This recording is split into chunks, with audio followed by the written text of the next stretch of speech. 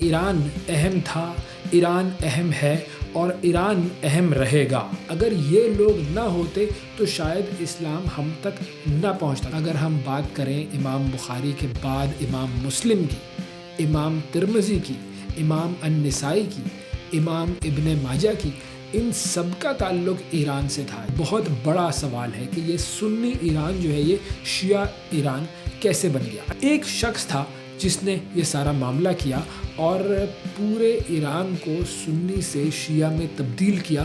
اس شخص کا نام تھا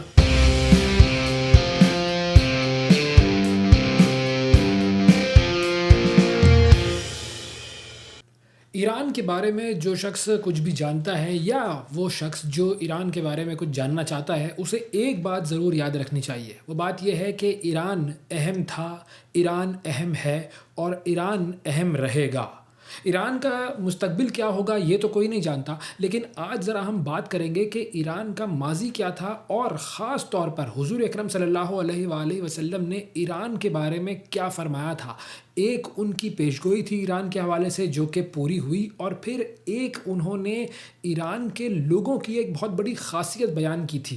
وہ خاصیت کیا تھی اور اس خاصیت کی وجہ سے اسلام کو کیا فائدہ ہوا، اور ایرانی جو اسکالرز تھے ان کے اسلام پر کیا کیا احسانات ہیں، آج اس ویڈیو میں ہم ان تمام باتوں کا ذکر کریں گے۔ تو سب سے پہلے ذرا ہم یہ سمجھنے کی بات کر لیتے ہیں کہ ایران جو ہے اس کی اگر تاریخ کی بات کی جائے تو ایران کا جو خطہ ہے وہ دنیا کی تاریخ میں اس کی بڑی اہمیت ہے، اور اسے اگر ہیومن سویلائزیشنز میں دیکھا جائے تو وہ دنیا کی قدیم ترین سویلائزیشن کہہ لیں یا دنیا کی جو سب سے اہم ترین سویلائزیشنز ہیں، ایران کا شمار اس میں ہوتا ہے، اور بہت بڑے بڑے لوگ ایران سے آئے ہیں۔ یعنی کہ اگر ہم ان لوگوں کی لسٹ بنانا شروع کریں تو وہ لسٹ ختم نہیں ہوگی۔ مثال کے طور پر ہم بات کر لیتے ہیں سائرس دی گریٹ کی۔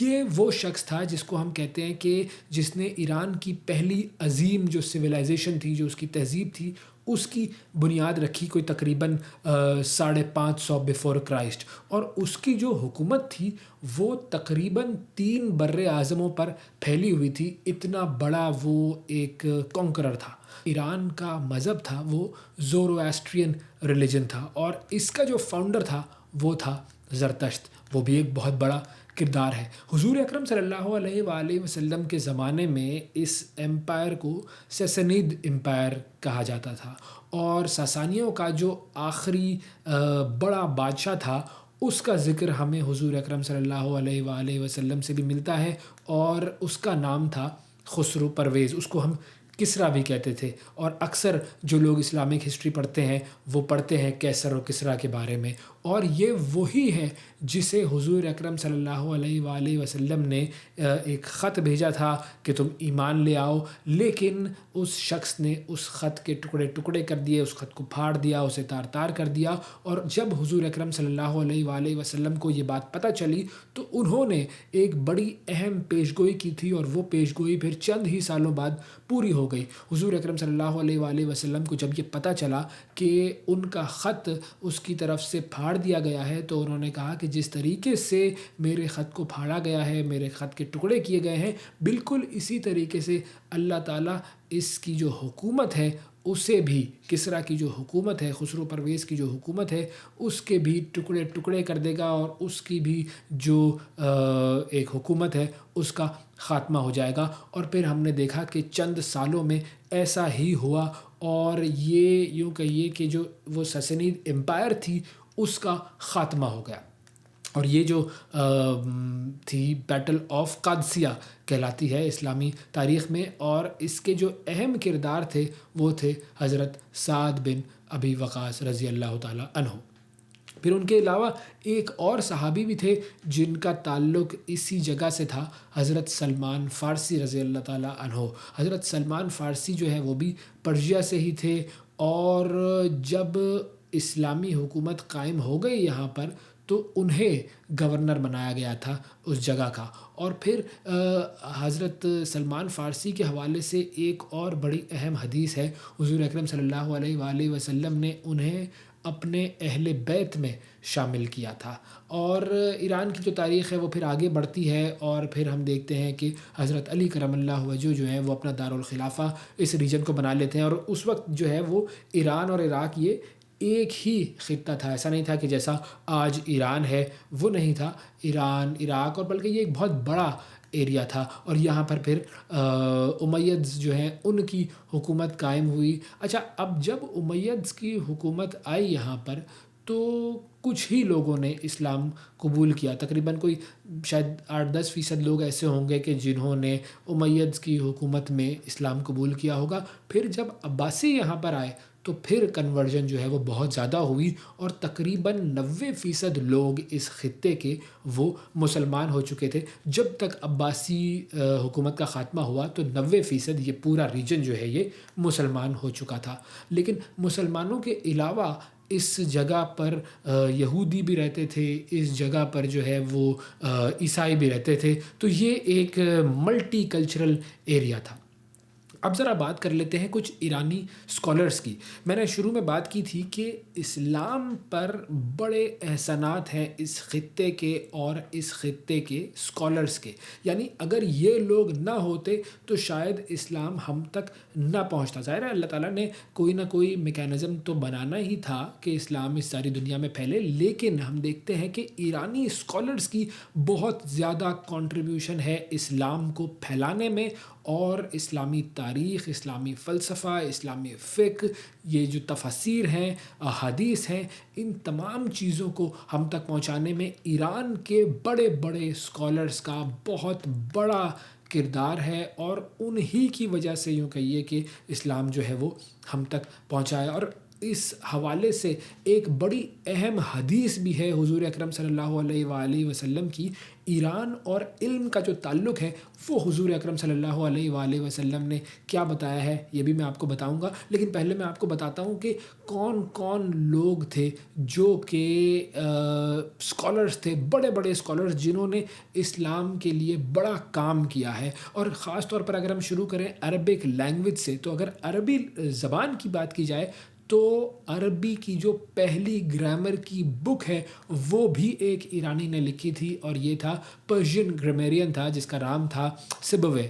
سیبویہ جو ہے اس نے پہلی یہ عربی گرامر کی کتاب لکھی تھی، یعنی کہ عربی کو کہہ لیں کہ کوڈیفائی کرنا یا عربی کو ایک فارمل لینگویج بنانے میں ایران کا بہت بڑا کردار ہے۔ بہت سارے لوگ یہ نہیں جانتے، بہت سارے لوگ صرف یہی سمجھتے ہیں کہ ایران اور جو عرب ہیں وہ تو بالکل دور دور ہیں، ان کے تو بڑے اختلافات ہیں۔ یہ اختلافات کیسے ہوئے یہ بھی میں آپ کو بتاؤں گا، لیکن ہم یہ اس وقت سمجھ لیں، یہ اس وقت جان لیں کہ عربی لینگویج کو فارملائز کرنے میں بھی ایران کا کردار ہے۔ اگر یہ نہ ہوتا تو عربی لینگویج بھی فارملائز نہیں ہوتی۔ اس کے بعد اگر ہم بات کریں بڑے بڑے ناموں کی، مثال کے طور پر امام بخاری، وہ ایران سے تھے۔ پھر اگر ہم بات کریں امام بخاری کے بعد امام مسلم کی، امام ترمذی کی، امام النسائی کی، امام ابن ماجہ کی، ان سب کا تعلق ایران سے تھا۔ یہ سارے وہ لوگ ہیں جنہوں نے اسلام ہم تک پہنچایا ہے، دین ہم تک پہنچایا ہے، اور ان لوگوں نے دین کے لیے بہت بڑا کام کیا ہے، تو یہ سب لوگ ایران سے تھے۔ پھر اس کے علاوہ اگر ہم فقہ کے اسکالرس کی بات کریں تو سب سے بڑے اسکالر کا نام ہمارے سامنے آتا ہے، وہ ہے امام ابو حنیفہ، وہ بھی ایران سے ہی تعلق رکھتے تھے۔ پھر اس کے بعد اگر ہم تفسیر کے اسکالرس کی بات کریں تو امام طبری، ان کا تعلق بھی ایران سے ہی تھا۔ اس کے علاوہ اگر ہم دوسری جو ڈومینز ہیں، دوسری جو فیلڈز ہیں، ان کے بڑے اسکالرس کی بات کریں تو سب سے بڑا جو نام ہمارے پاس آتا ہے ایران سے وہ ہے الغزالی۔ اس کے علاوہ اگر ہم بات کریں فارسی شعراء کی تو پھر ہمارے سامنے نام آتا ہے فردوسی کا، ہمارے سامنے نام آتا ہے حافظ کا، ہمارے سامنے نام آتا ہے رومی کا۔ یہ تمام بڑے بڑے وہ نام ہیں کہ جن کے بغیر علم مکمل نہیں ہو سکتا آج کی دنیا میں۔ عربی زبان کے بعد جو فارسی زبان تھی وہ سب سے زیادہ اہم زبان تھی اسلامک سویلائزیشن کے لیے۔ اور اگر ہم اس خطے کی بات کریں جس کو ہم انڈو پاک کا خطہ کہتے ہیں، وہاں پر بھی یہ جو فارسی زبان تھی یہ جو اشرافیہ ہے اس کی زبان تھی۔ اقبال کی شاعری، غالب کی شاعری، جو ان کی فارسی شاعری ہے وہ بھی کمال کی شاعری ہے۔ تو یہ اتنے بڑے بڑے اسکالرز جو ہیں یہ ایران سے آ رہے ہیں، اتنے بڑے بڑے علماء جو ہیں وہ ایران سے آ رہے ہیں، اتنے بڑے بڑے فلاسفرز جو ہیں وہ ایران سے آ رہے ہیں۔ اور اب میں آپ کو بتاتا ہوں کہ حضور اکرم صلی اللہ علیہ وآلہ وسلم نے کیا فرمایا تھا ان لوگوں کے بارے میں، ایران کے لوگوں کے بارے میں، اور ان کا جو علم سے تعلق ہے اس کے بارے میں۔ حضور صلی اللہ علیہ وآلہ وسلم کی ایک بڑی اہم حدیث ہے۔ حضور اکرم صلی اللہ علیہ وآلہ وسلم نے فرمایا تھا کہ اگر علم کو کسی بہت دور کے ستارے پر بھی رکھ دیا جائے تو بھی یہ جو پرشیا کے لوگ ہیں یا جو ایران کے لوگ ہیں وہ جائیں گے اور اس علم کو ڈھونڈ کر لے کر آئیں گے۔ یہ ترمذی کی حدیث ہے۔ اور ایک اور حدیث میں اس کا تھوڑا جو دوسرا ایک ویریشن ہے وہ ملتا ہے، جس میں انہوں نے کہا تھا کہ اگر علم کو کسی بھی بہت دور کے ستارے پر رکھ دیا جائے تو حضرت سلمان فارسی رضی اللہ عنہ کی طرف انہوں نے اشارہ کیا تھا اور انہوں نے کہا تھا کہ سلمان کے جو لوگ ہیں وہ جائیں گے اور اس علم کو حاصل کر لیں گے۔ اتنی محبت ان لوگوں کو علم سے ہے، اتنی زیادہ چاہت ان لوگوں کے دلوں میں علم کی ہے، اور اتنی زیادہ وہ جو کہتے ہیں نا پرسوٹ آف نالج ان لوگوں کے اندر ہے۔ یہ سارے بڑے بڑے نام اس کا ثبوت ہے۔ وہ جو حضور صلی اللہ علیہ وآلہ وسلم کی ایک اور حدیث تھی کہ اگر علم حاصل کرنے کے لیے تمہیں چین بھی جانا پڑے تو ضرور جاؤ، اگر اس حدیث کی جو پریکٹیکل مینیفیسٹیشن ہے وہ ہم نے دیکھنی ہو تو ہم ایران میں دیکھیں گے اور ایران کے اسکالرز میں دیکھیں گے۔ اب ایک اور بات کی طرف آتے ہیں۔ یہ جتنے بھی ہم نے نام لیے یہ تمام جو اسکالرز تھے، فلاسفرز تھے جن کا تعلق ایران سے تھا، یہ تمام لوگ سنی تھے۔ لیکن آج اگر ہم ایران کو دیکھتے ہیں تو آج ہمیں ایران نظر آتا ہے شیعہ۔ اب لوگ یہاں پر ہو جاتے ہیں کنفیوز کہ یہ کیا معاملہ ہے کہ یہ اتنے بڑے بڑے اسکالرز جو وہاں سے آ رہے تھے وہ سارے سنی تھے اور آج ایران شیعہ ہے، ایسا کیا ہو گیا؟ یہ میں آپ کو بتاتا ہوں، کیونکہ یہ بہت بڑا سوال ہے کہ یہ سنی ایران جو ہے یہ شیعہ ایران کیسے بن گیا۔ اچھا، اب ہم ہسٹری کی بات کر رہے ہیں، ہم تاریخ کی بات کر رہے ہیں، ہم فرقہ واریت کی بات نہیں کر رہے۔ ظاہر ہے ہمیں فرقہ واریت کی بات نہیں کرنی چاہیے کیونکہ تمام لوگ مسلمان ہیں اور ہم سب جو ہیں وہ اللہ تعالیٰ کے اس دین کے پیروکار ہیں جس کا نام اسلام ہے۔ ایک شخص تھا جس نے یہ سارا معاملہ کیا اور پورے ایران کو سنی سے شیعہ میں تبدیل کیا۔ اس شخص کا نام تھا اسماعیل الصفوی، اور یہ وہ شخص ہے جس کی وجہ سے یہ سارا معاملہ ہوا، اور یہ بانی تھا صفوید ڈائنیسٹی کا۔ اب جب اس کے والد کا انتقال ہوا، والد صاحب اس کے جو تھے اس کا بھی ایک کلٹ قسم کا ایک ریلیجیس بلیف تھا، اور جب والد کا انتقال ہوا تو اس شخص کو لیڈر بنا دیا گیا اپنے والد کی جگہ پر۔ تو پھر اس نے جب ایران کو فتح کیا تو اس نے سب سے پہلے اپنے آپ کو جو لقب دیا وہ تھا شاہ آف ایران۔ اس نے کہا کہ میں ہوں شاہ ایران کا، اور اس کا جو ایران پر جو اس کی حکمرانی تھی وہ 1501 سے لے کر 1524 تک رہی، اور اس نے یہ کہا تھا کہ جو 12 شیعہ ہوگا وہ ایران کا اسٹیٹ ریلیجن ہوگا، اور اس کے لیے اس نے تمام جو سنی انسٹیٹیوشنز تھے، تمام جو سنی مدارس تھے، ان سب کو شیعہ میں کنورٹ کر دیا۔ بہت سارے بڑے بڑے اسکالرز ایسے تھے جن کو قتل کیا گیا، بہت سارے ایسے لوگ تھے کہ جن کو ملک بدر کر دیا گیا تھا، بہت سارے لوگوں کو بائی فورس کنورٹ کیا گیا تھا۔ یہ پورا معاملہ تھا، اور اسی وقت یہ سارا جو تبرہ وغیرہ کا سلسلہ ہے یہ شروع ہوا تھا۔ اس کی ایک پوری مکمل تاریخ ہے، ایک پورا پولیٹیکل موو تھا یہ، اور ظاہر ہے اس کی ڈیٹیل میں نہیں جاؤں گا، اس کے لیے کوئی الگ ویڈیو کر لیں گے، لیکن اس ڈیٹیل میں جانا نہیں چاہتا ہوں۔ لیکن معاملہ یہ ہے کہ خلافت عثمانیہ اور صفوید یہ دو اس وقت مرکز بن گئے تھے، اور یہ دونوں مرکز ایک دوسرے کے دشمن تھے، بالکل یہ اپوزٹ پولز پر تھے۔ ان دونوں کے درمیان جنگیں بھی ہوئیں، ان دونوں کے درمیان، ان دونوں ڈائنیسٹیز کے درمیان نفرت بہت زیادہ تھی، اور جو شیعہ اور سنی جو ڈیوائیڈ تھا، جو سپلٹ تھا، وہ اس زمانے میں بہت زیادہ بڑھ گیا۔ تو یہ ہے جی ایران کا معاملہ کہ ایران جو ہے وہ اسلام کے حوالے سے کتنی اس کی کنٹریبیوشن ہے، حضور اکرم صلی اللہ علیہ وآلہ وسلم نے ایران کے بارے میں کیا فرمایا، اور ایران جو ہے وہ سنی سے شیعہ کس طرح بنا۔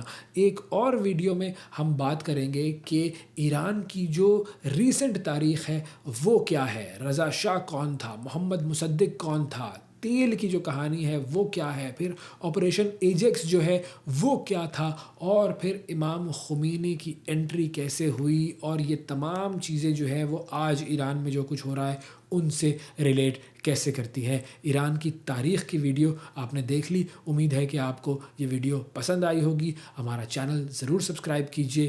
Every thing has a history.